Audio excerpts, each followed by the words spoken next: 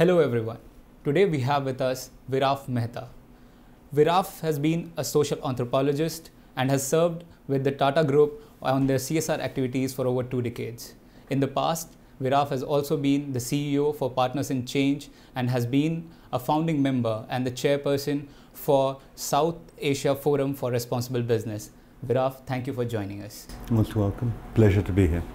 Viraf, let me begin by asking you about the New Companies Act, which mandates a 2% spend on CSR. With companies now spending 2% over CSR, will there be an impact on their spending internally on their employee welfare schemes? Will they curtail their spending on employee welfare schemes? I don't think so, because my sense is that there may be variation from industry sector to industry sector. But I think this 2% there's enough peer pressure from all companies to show that they are compliant with the new legislation that asks them now to formalize an expenditure on societal requirements. And it'll be a very, very short-sighted company that takes this 2% spend on the community away from its employees. I think that companies by now in India have had adequate opportunity and practice in curtailing costs, reducing wasteful expenditure. And if companies therefore want to focus, for example, on saving energy, reducing waste, and things like that, and make some monies available for this new 2%, that will be welcome. But the notion of employees having to be sacrificed, I think it's a relatively small percentage, and there may well be some very small companies or some newer companies who are looking very short-term interest that might do something like that. But it's not my sense that any other stakeholder, including employees or consumers, is going to suffer as a result of a 2% that now a company needs to spend on the community. MSMEs in India employ approximately 16 million people. And how do you think can these micro and small enterprises ensure a sturdy grievance redressal mechanism for their employees? A couple of things. I think we've just talked about corporate social responsibility, CSR. And now we want to replace the C by talking about small businesses. So I think the first point is that let's distinguish between the MSMEs. There are the micro, there are the small, and there are the medium. Usually, the small aspires to become bigger, or at least linked to the bigger. And I think what we're seeing in the marketplace is that overseas, in certain sectors, internationally, that those companies that wish to grow and be part of formal business structures are looking at what made large companies what they are today. Many of them began actually as SMEs and MSMEs originally. And one of the factors for this growth, I think, is paying attention to the triple bottom line, not only the economics of your business, but societal and environmental aspects. Now, before we come to your particular question on employee grievance mechanisms amongst SMEs, let's recognize 2 or 3 things. One, that we live in an age where large companies are not cutting costs by just squeezing employees, as you suggested in the first question might happen because of the CSR spend, but are outsourcing almost every function that they can. Usually this outsourcing takes the form of outsourcing to small and medium enterprise in the informal sector. And the supply chain, as you're well aware, can drift right into the home working of a person's house. Say in the garment sector, between the shoes we wear, the uppers could have been made by migrant women in a basti in Delhi, and the company may or may not be aware to it. Its employees are certainly not making it. Tea companies are not all producing their own tea. They buy tea from small producers and sell it. Now, we can outsource business activities, but we may not outsource business responsibility. And I think that one of the things that has happened as a result is that people don't believe that small, medium enterprise, micro enterprise should have social responsibilities. They're too busy struggling for day-to-day affairs. I found in a program that we ran when I was with Partners in Change funded by the Citigroup Foundation, a marvelous program called the Citigroup Micro Entrepreneurs Award. And through this program, we had years of looking at what happens at a micro level of business and testing the hypothesis that can tiny business, less than 10 people employed, still be conscious of social environmental responsibilities. In fact, we had a special award that rewarded not only the most successful micro entrepreneur, but also the most socially and environmentally conscious entrepreneur. So I have absolutely no doubt that even at the level of employing 5 people, you have a choice about how you treat your employees, safe working conditions, the fair remuneration, some employee welfare, care for the environment, etc. But you can't take the same paradigm of CSR and the same reporting frameworks and tools and implant them for MSMEs. We have to design something unique to them. The second thing we found was that it's unrealistic perhaps to expect every single MSME to do something separately. The fortunate part in our country is that we have clusters, and many MSMEs are organized as clusters, industrial estates.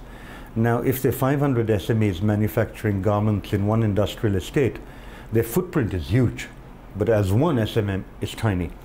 So the notion of doing things collectively, for example, is very, very strong within MSMEs that are clustered. For example, if all the MSMEs in that cluster agree that we will not have child labor in our supply chain, it can be done. It's not possible for one MSME in a cluster to do standalone. Say, I will not hire child labor, or I will hire child labor when the others do or don't. Thirdly, I think that for the MSMEs, with regards to their employees and a grievance monitoring system, I'm not completely sure that in every case we need the same formal structures that business have. For example, do we need trade unions there? Yes, we need the rights of freedom of association, collective bargaining, a redressal mechanism. Now, whether trade unions actually fill that space or not remains for trade unions to answer. They usually look at the formal sector, and which is why a lot of us in the NGO world over the last 15, 20 years are now called labor NGOs. We actually work on labor issues in the supply chain in the absence of any other system of trade union. And in that, what seems to be a successful way where grievance redressal mechanisms of employees are met are through some tripartite type of bodies, which involve sometimes the buyers and the brands who source from that, involves obviously the employers and the employees themselves. And in many instances, we've seen that MSMEs coming together as a cluster, rather than competing with each other, seem to be a solution that is in fact workable. And may I just mention that grievance mechanisms are of 2 types at least. There is the judicial one. An employee is always free to go to a court or a labor tribunal to seek justice. But that's time consuming, it's expensive, and it's in everybody's interest maybe to have these grievances reduced and settled at the workplace itself. I think there will be separate ones required for young workers, separate ones for women, separate ones for maybe other types of workers. But initial experience with certain sectors where labor particularly is very, very strong shows that sometimes we're getting it right and sometimes we simply are not. There are a number of situations where children are still abused in MSMEs, where women are sexually exploited, economically exploited, etc., etc. And these MSMEs are supplying to big brands. So lastly, I do expect that the buyers and the brands, where they exist and doing business with these sort of suppliers, must play a role to investigate what's happening in their supply chain and have an incentive and a reward and disincentive system to move this agenda along. Viraf, as you were talking about large organizations outsourcing their work and buying from these small businesses, what steps do you think can these large organizations take to ensure that there is compliance to labor laws and that they inculcate certain respect for human rights in the supply chain. Without large companies becoming completely hypocritical, if they are not doing these things themselves, I'm afraid I've seen certain situations where large companies are really squeezing suppliers and telling them you must do this and you must do that and you should do this and you should do that, but are not doing it themselves. There are example upon example of everything, the burden being put on the supplier: comply or we won't do business with you.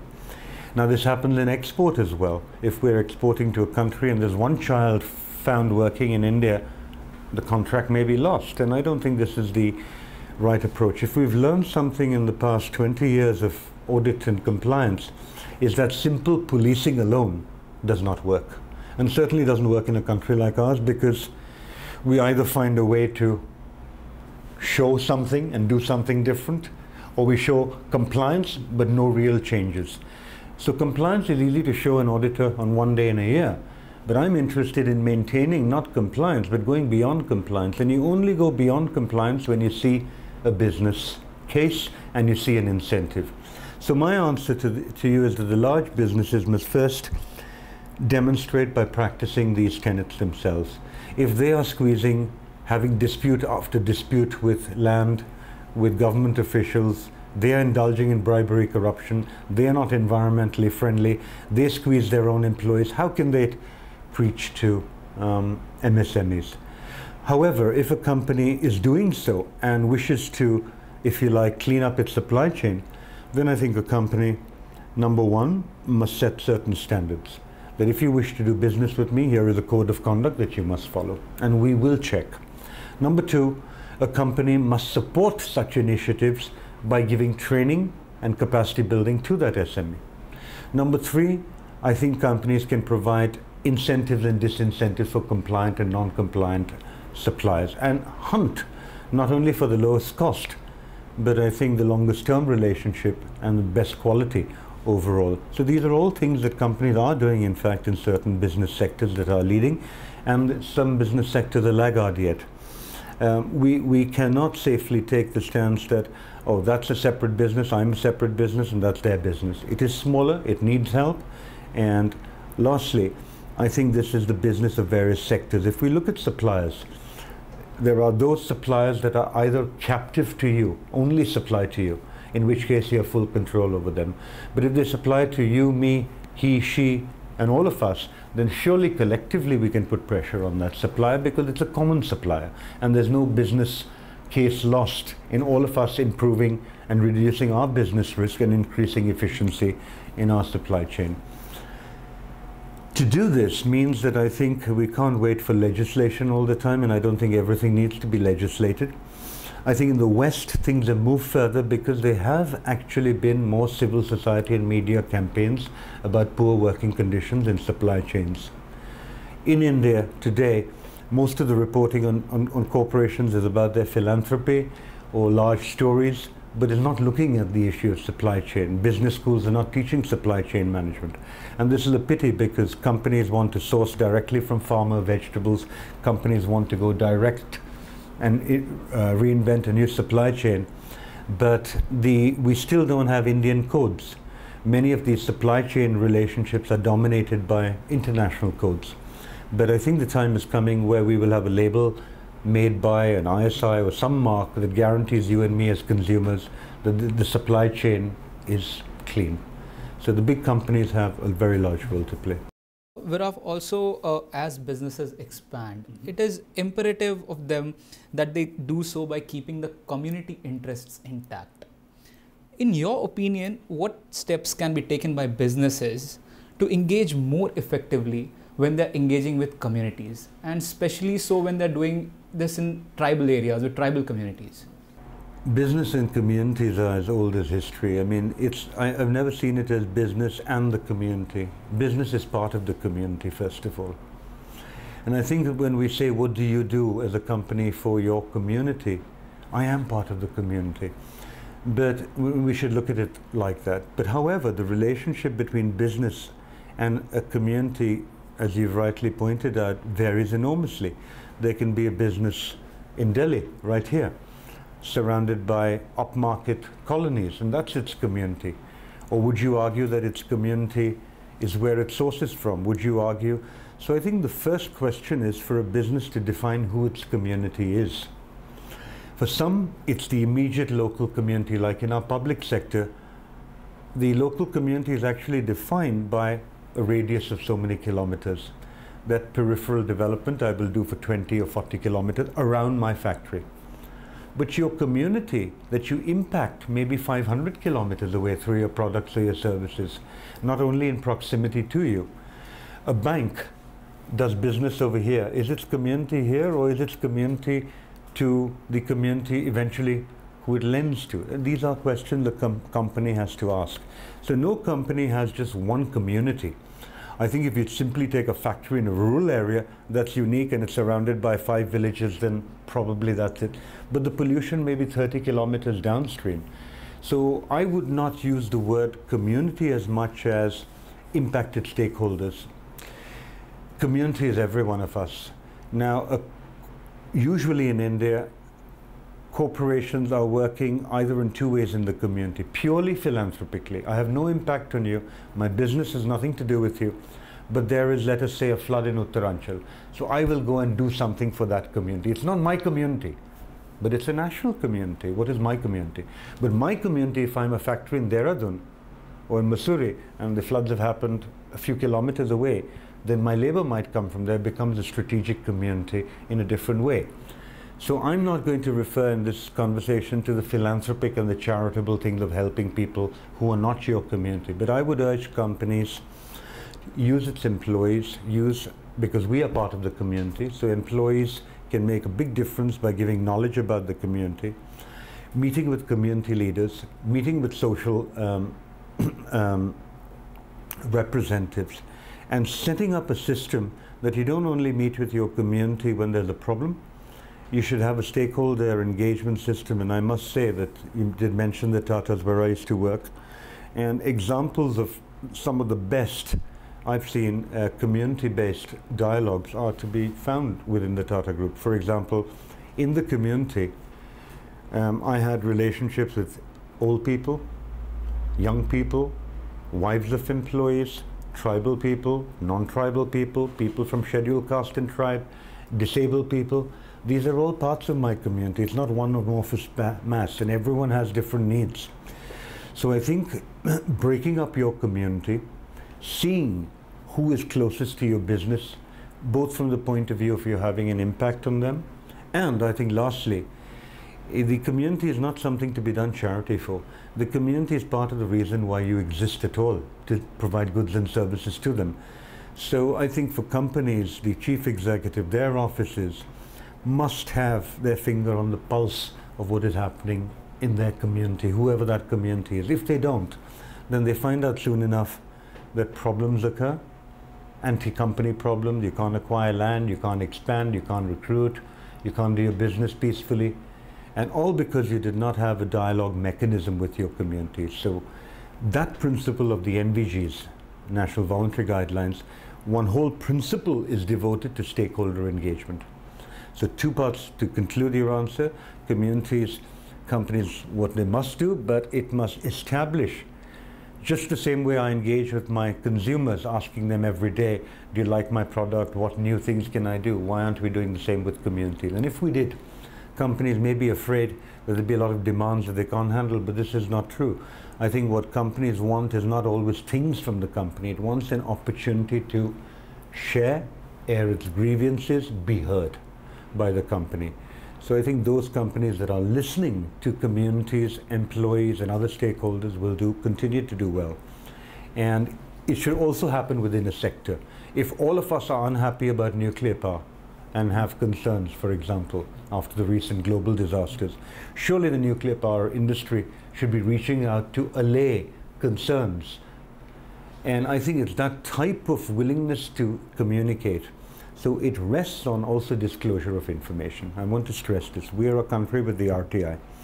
But if you are a member of the community or just an ordinary person, try walking into a large company today, any company, and say, I want to talk to your head of environment, I want to talk to your managing director. You will not get an appointment. first of all. So even though you are educated, you are part of the community, it's not easy to access. And if you want information on what the company has done, it can be quite opaque. So I think we live in an age of transparency and openness, so companies must also reveal information to the community. You cannot hide information about products and say, I won't tell you what's inside it. You cannot hide information about accidents. You cannot hide information about salaries. I mean, remuneration, packages, safety, issues of concern. You have to communicate. So I think the old PR departments and existing corporate communications department will one day, I hope, morph into stakeholder engagement departments. And the time is pretty much coming very soon. Yeah. Our economy is expanding. Our corporations are stretching their arms overseas. What good practices can be adopted by our businesses when they engage overseas? And what things can be learned from global MNCs when it comes to responsible business? Running the CSR for a global MNC is a big challenge. You know, people don't understand this. When you're working in, say, 100 countries and balancing your company's operations and all these, managing them, the impact in Africa, the impact over here, the CSR, it's a gigantic task. But we have in India the wherewithal, we have large enough companies and the sophistication with which to do this, but we haven't done it yet.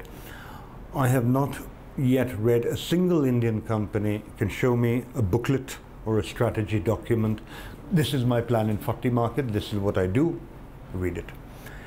With MNCs, Western MNCs, they do have it, and we see them in India. If you look at the banks, there are some very well-known multinational banks, auto companies, FMCG companies. Most of them have global foundations, and these global foundations are very professionally managed, many of them.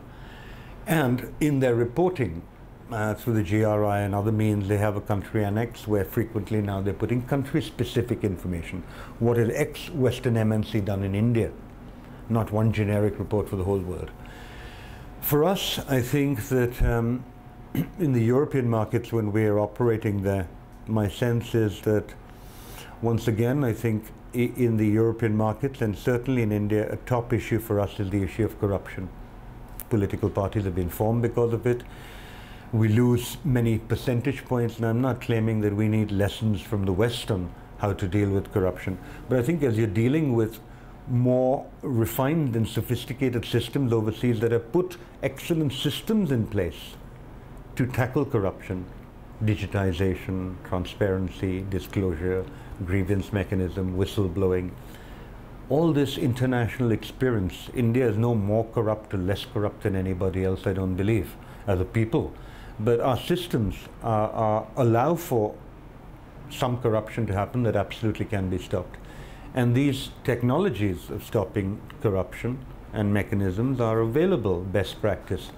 I think on the social environmental side, Indian companies have still possibly to pick up the full value of going beyond compliance and social environmental things by looking at innovation in the social environmental space and creating businesses around those, which is happening, but not fast enough.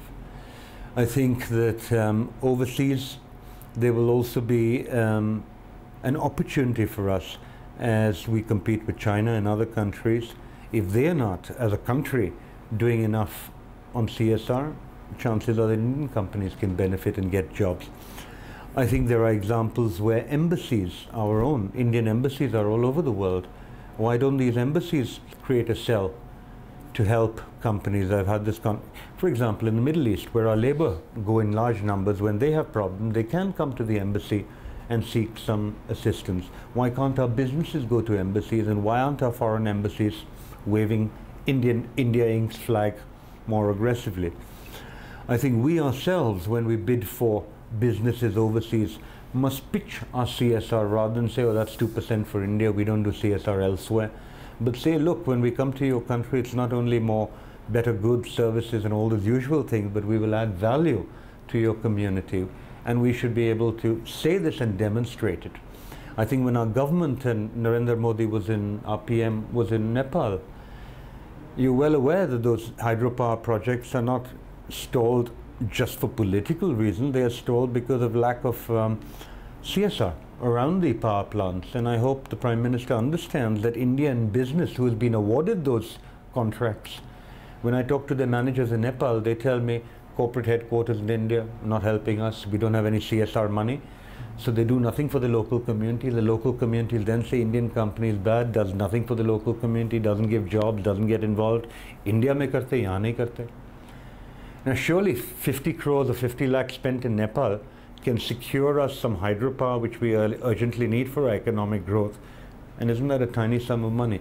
So I think in those sort of countries where we have a special interest, even in China, we can't just say that it's a different political system. There's plenty we can do for our workers over there.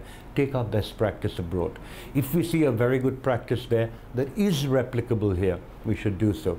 But this dialogue yet has not started. Indian companies are looking at global markets, but I don't see the evidence that they're looking as a global citizen yet. And if they are, they're not telling us, or they're doing random things in different countries without a strategy.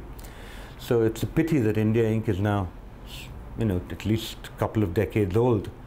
But yet, I can't read one brochure, this is what I do in Africa, this is what I do in Singapore, this is what I do in one leaflet. And be proud, therefore, that if there is a problem, an earthquake in Japan, our Indian companies are first and foremost to send volunteers over there and doctors there and help and relief materials there. We do it in India, why will we not help somewhere else? After all, that business is good for us. So we've got to think of our communities all over the world. Which Indian companies will do it first? I think those business sectors that are leaders. But once again, I would end on this, that this is the job of the CEO. The CEO is supposed to be the visionary. The CEO is supposed to provide that leadership. You can't expect it to come from the rank and file from the CSR department. You might get compliance there, but this type of vision, exciting India Inc. as we go overseas, and we should be hearing every day, here's a best practice of an Indian company in Latin America. Look what that Indian company did in Africa. We're delighted to have them here. But when we don't hear that, and we hear criticism instead, and it saddens us enormously, because I think that India, as a country, the size of our nation, our economy, every development skill can be learned in our country. Poverty, women's issue, disability, social entrepreneurship, environmental, this is a huge laboratory. Indian companies should be taking some best lessons learned overseas and spreading this. Our B schools should be teaching case studies of what Indian companies are doing, but are teaching Western case studies to our students instead of domestic ones. So I think we are still at a time where India has to wear a larger mantle. We can't just say we are 1.2 billion people and we have a large economy. We have to demonstrate, and I think that our business, it is critical that we start demonstrating this overseas in our own self-interest. Whether it's legislated there, whether others are doing it or not, should not matter to us. It will not hinder our competitiveness in the long term, in the next 15, 20, one generation.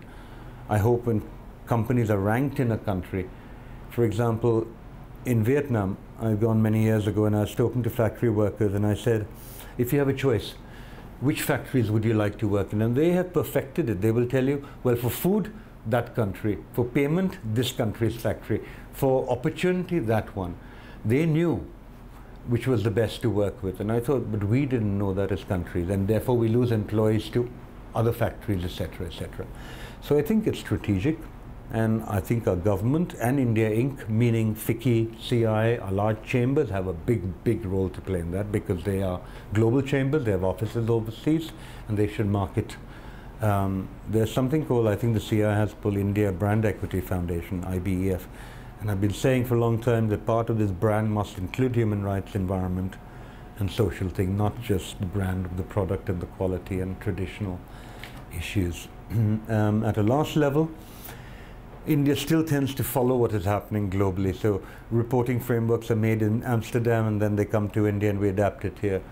I think we in the developing world, so to speak, or emerging economies, have to start making our country the headquarters of some of these things, or making our own tools that are relevant for our type of market rather than sometimes just copying what's happening in other markets. So India has, I think, a fair bit of leadership still to display in the CSR field. I think the NBGs and this 2% thing is in that direction. But as we say, this is covering some 16,000 companies are covered under this legislation, I was told by IICA. And a big number of them are doing business overseas. So I think the chambers, this is the time for them, and a separate entity should be set up within the chambers to look at and document and support Indian businesses in their CSR journey beyond India. Viraf, thanks a lot for joining us today. My pleasure.